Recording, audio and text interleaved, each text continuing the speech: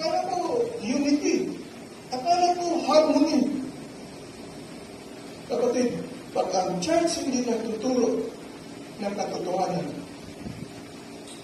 at only a super-quoted sermon,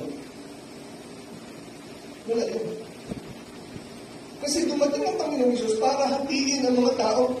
Ang bawat pamilya hatiin, hindi mabuo.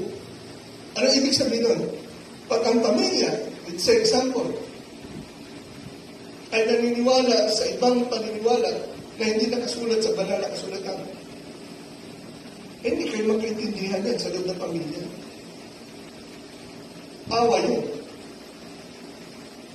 Nakuha niyo po, tingnan niyo ang Bible verse.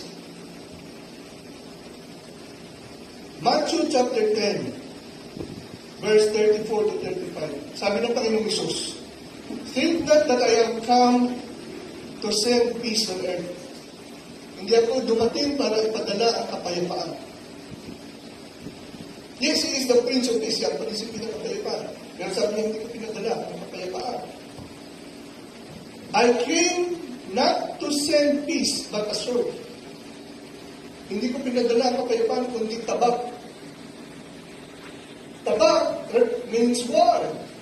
Away yan sa loob ng pamilya.